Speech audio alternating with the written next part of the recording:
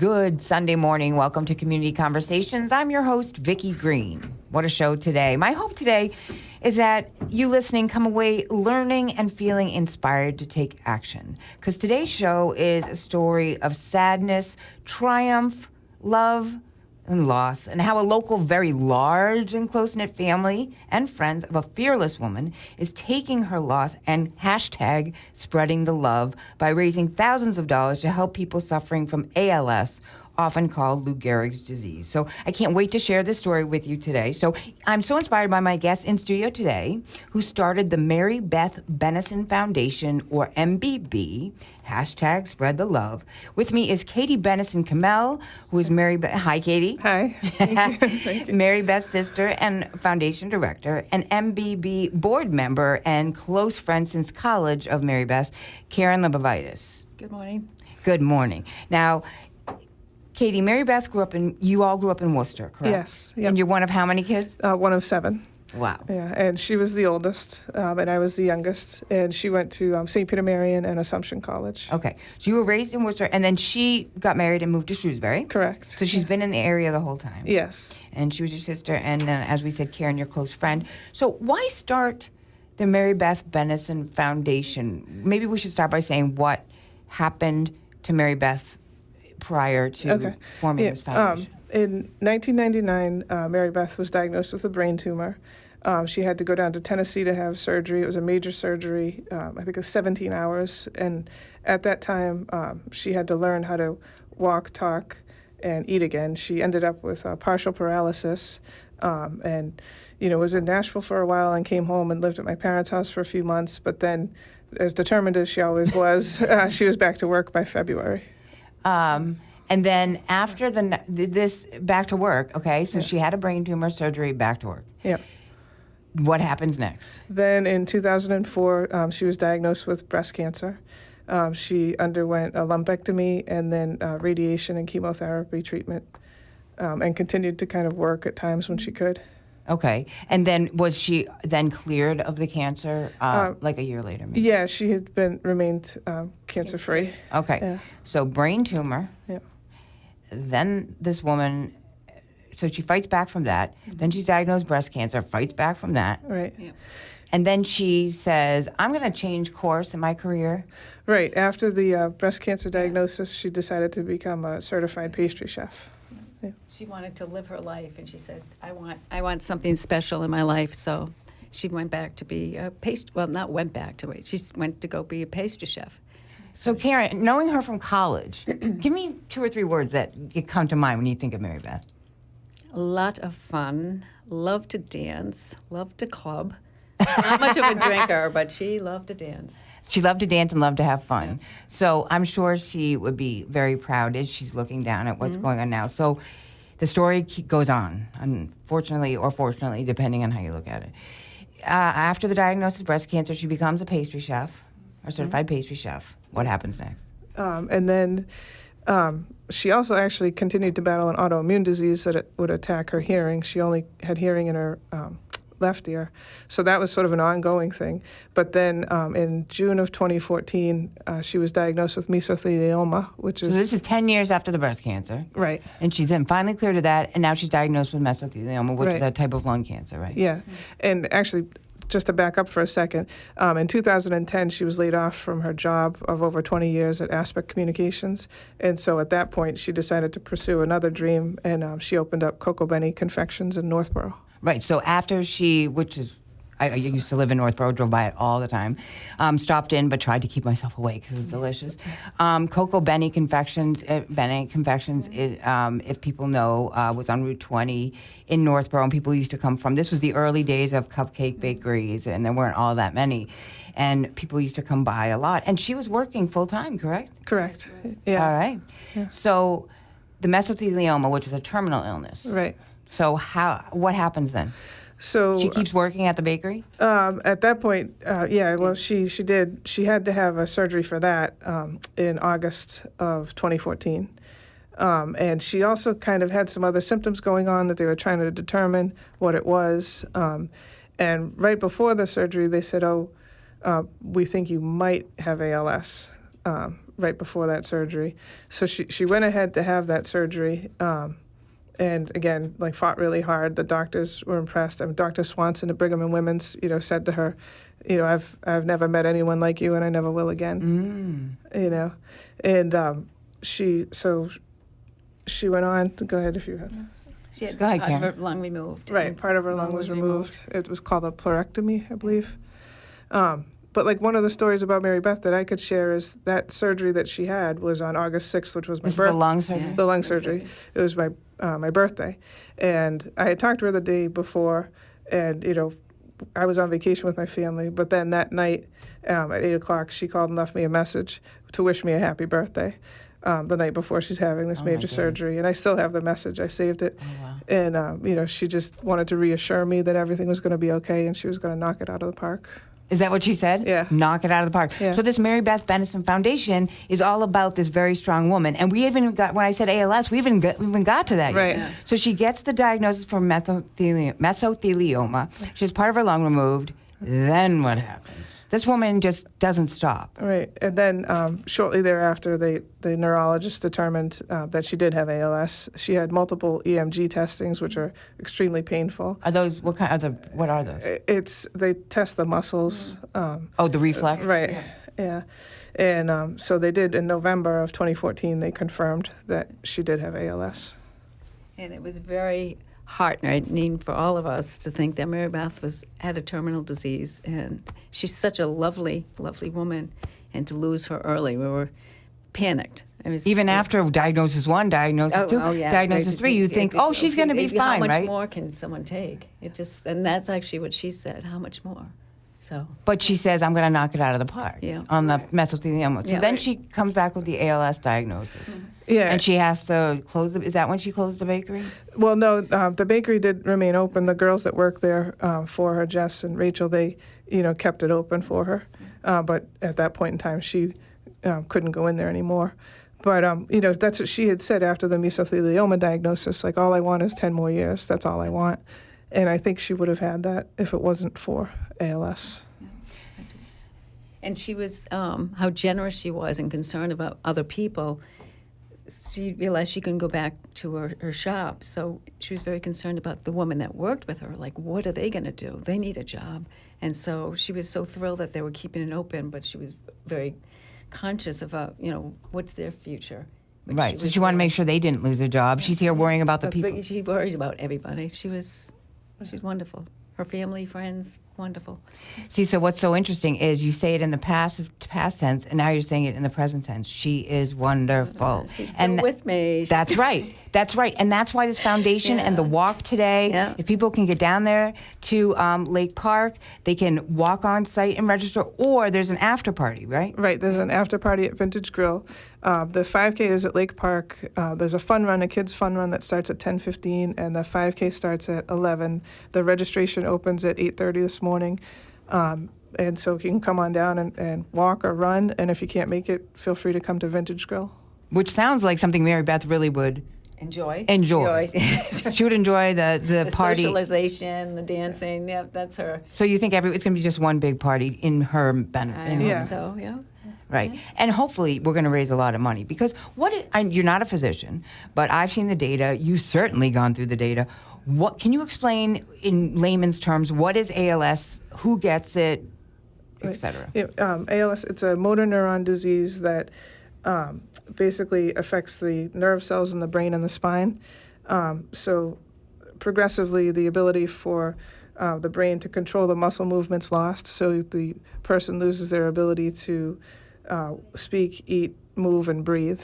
But their brain function is totally fine. Yes. Yeah. So that's the thing that I think people don't understand. And I think with ALS, too, there is no known cause or cure at this time, correct? Right. Correct. Okay. So that's why foundations like the MBB Foundation, www.mbbloves.org, and we'll repeat that again so you can get a pen out for the end of the show. We'll repeat that. But that's why foundations are so important. Now, people hear ALS, and I don't think many people realize that even though those folks, they see Pete Frates, the Ice Bucket Challenge, that went national, viral, international, huge. He has ALS. His brain is functioning. That's not the issue, correct? Correct, yeah. No, the brain is functioning and you just lose the ability to move. And lots of times people, their voice is affected first. It's for everybody, it's different. And I think the average age they say is between 50 and 70, but there are more and more cases now of people in their 40s and 30s. Like some of the grant requests that I received just recently were for 2 gentlemen in their 30s. Right. I mean, Pete was in his 20s, I think, I think so, yeah. or early 30s. Now the fight is on, obviously, and like I said, Pete Frady's in the Ice Bucket Challenge is something that has been extremely beneficial, and the funding has been amazing. And again, that's the whole purpose of the Mary Beth Benison Foundation, is to take this wonderful life that was lived to the fullest, celebrate it, raise money so other folks they can find a cure. They don't have to go through this anymore. Right. It's to give support. Like one of the things that she was always grateful for, and she would say it over and over again, is the support system that she had of family and friends that would come to visit her or take care of her. And she would say, I would feel for the people who may not have that.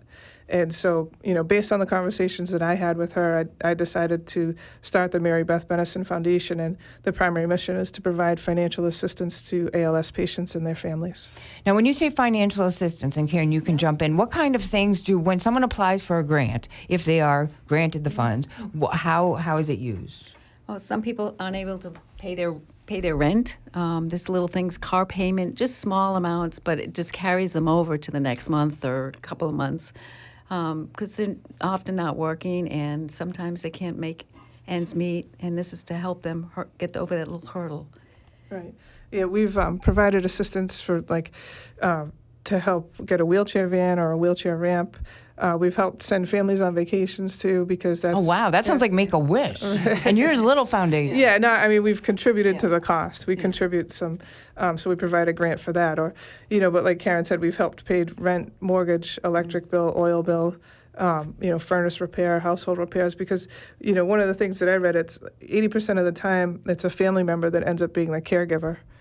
For the person and that's tough. Right. You're lucky. You had 6 siblings. Right. You had 5 plus you to jump in and try and help. And she obviously had a lot of friends. Right. A lot of friends. Yeah. And my mom helped out a lot. My mom was a nurse. Yeah, and her nurse friends helped out. Right, She and her, just had great support. Yeah. Well, that and support's important. Money's important. So let's say somebody's listening and they know someone in this situation. And how do they go about applying for a grant from the Mary Beth Benison Foundation? They can go to the website, mbbloves.org, and there's a grant request form that they can download and send in.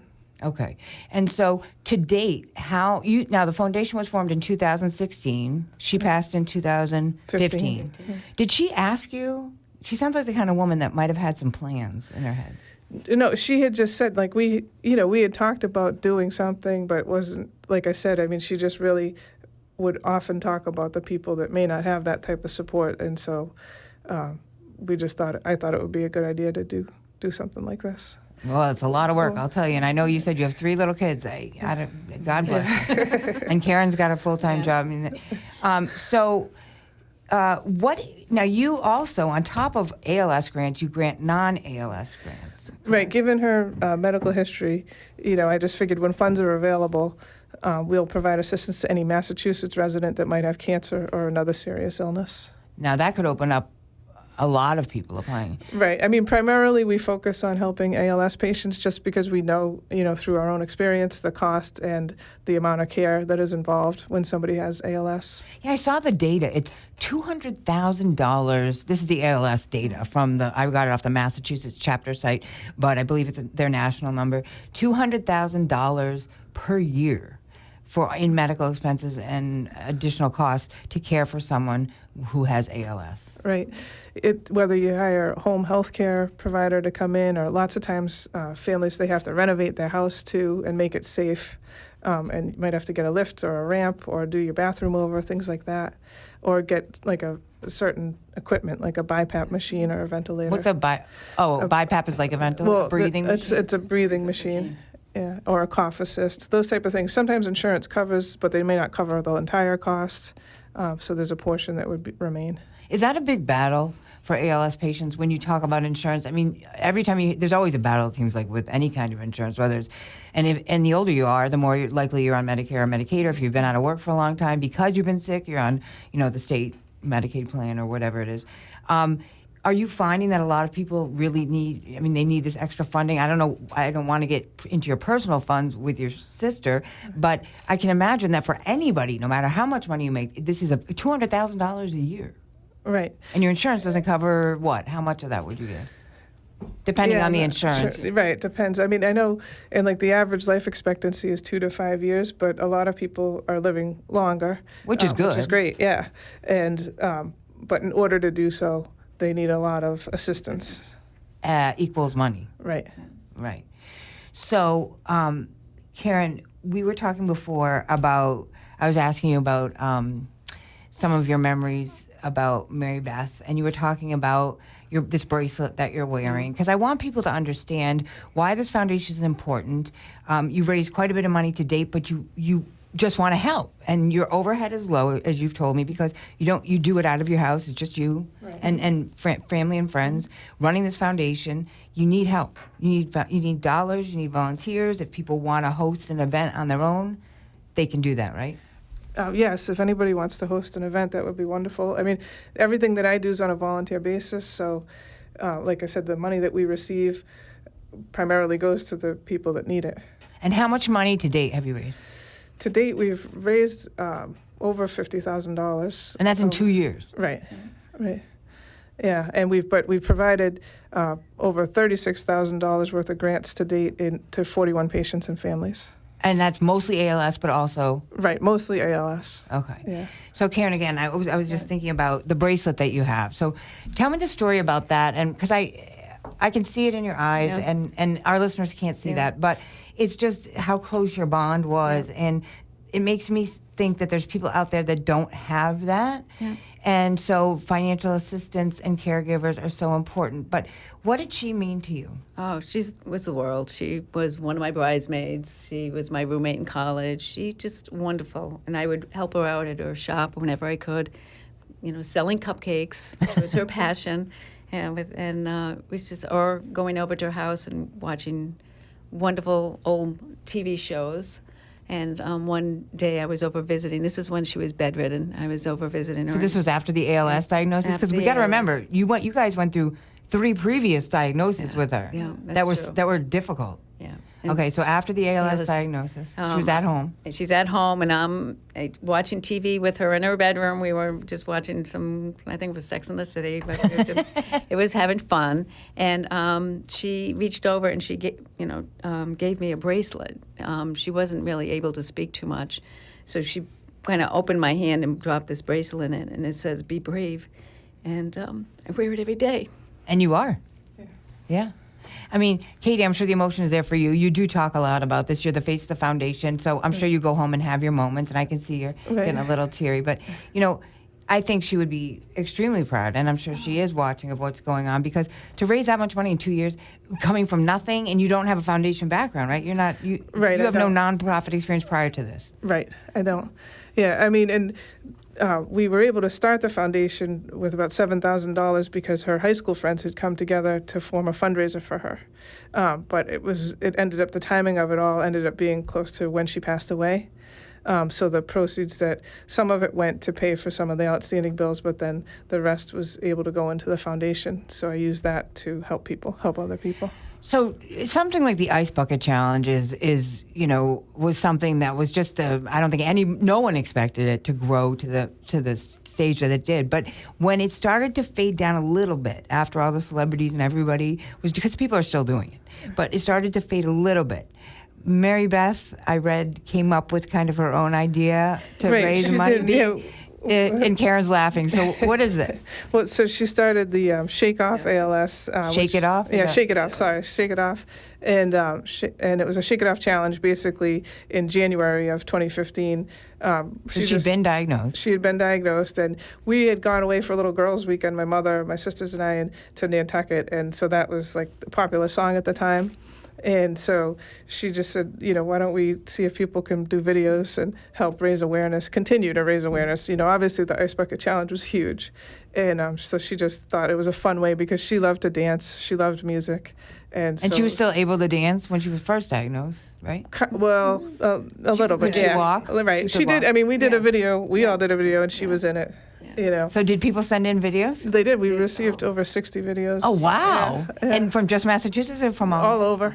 So that hashtag spread the love Right. is something that really is going to spread. Right. And again, you're spreading the love by raising funds, by helping people that may not have it. And I think everybody who has a family member, going through any kind of illness wants to be there and help, but can't always. They can't, maybe time-wise, money-wise, so they have to hire the caregiver, and all of this is critical, and that's why giving out the grants is so important. And then I read, on top of that, you work with another organization because I can't believe the story. After Mary Beth passed, several days later, something happened to her nephew. The very next day. Oh, the next day. Yeah, the very next day. Matthew, my sister Erin's son, he was 12 at the time, and he got sick at school, and it turned out he was experiencing heart failure. And he was rushed to Boston Children's Hospital. From this area? They live in Attleboro.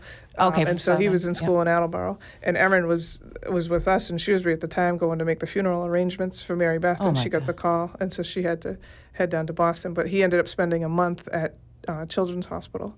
So one of the things that we do is, because Mary Beth was close to all of her nieces and nephews. She was she had a lot of them. She did. So I just knew how heartbroken she would be to know that Matthew had to go through that. So one of the things that I decided to do was partner with Binkies for Comfort, which Mary Beth was. Binkies, how do you spell that? Binkies, Binkeez. Right. And they're out of Shrewsbury, and Mary Beth was actually one of their first supporters. Oh. So there's a connection there. And they, it's the second year that we're funding a program to provide Binkies on a monthly basis to the pediatric, cardiac, and ICU at Children's Hospital. At Boston Children's. Yes. Yeah. That's wonderful. Wonderful. So again, we want to hashtag spread the love, and I'm hoping people will go, check out that hashtag and see what's been written.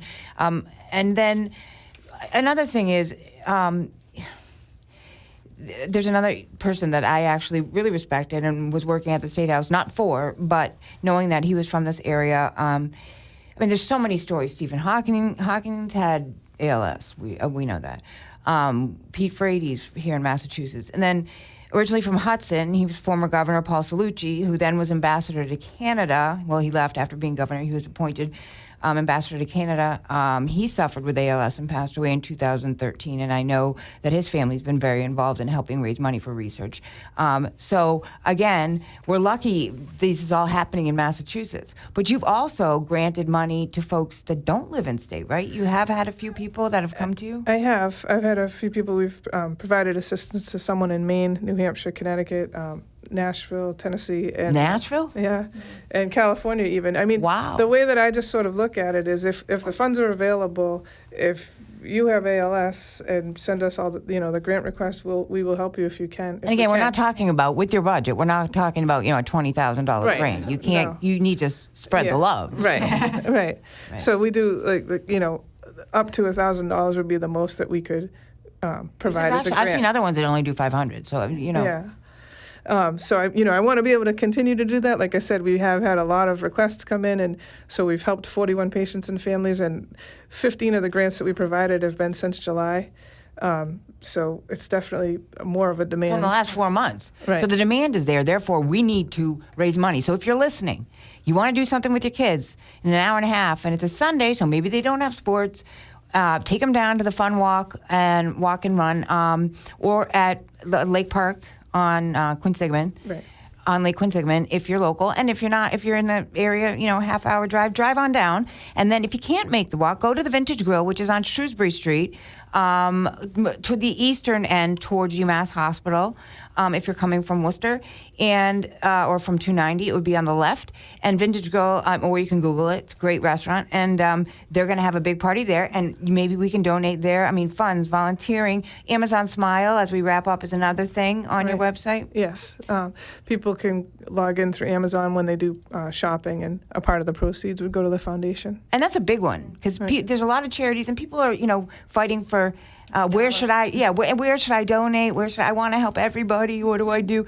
But again, every dollar counts. So anything anybody can do would be great. The ALS Foundation data says just over 6,000 people in the U.S. are diagnosed with ALS each year. That's 15 new cases a day. So today, approximately 15 people in this country will be diagnosed with ALS. We want them to live longer. We want to find a cure. So this organization is trying to do that. So we've gone over again. It's the Mary Beth Benison Foundation, MBBloves.org. Again, MBBloves.org. And it's trending on the hashtag Spread the Love. Right. Now, Katie, as we wrap up in the next minute or so, you wrote a letter that I saw on the website. Obviously, you wanted to describe and tell folks about your sister so that they could understand why you were organizing the foundation. And there's something that struck me, and I think because you wrote it, I'd love to hear you read it. Okay. One thing Mary Beth loved was a secret garden that a neighbor had created. She would spend hours walking through, and she made a point to bring her family to it so we could see it and admire the beauty. She posted a picture of a sign back in December of 2013 which said, "Laugh when you can, apologize when you should, and let go of what you can't change. Kiss slowly, forgive quickly, play hard, take chances, give everything and have no regrets. Life is too short to be anything but happy." Would you agree, Karen? Oh, I agree. That's Mary Beth. And there you go.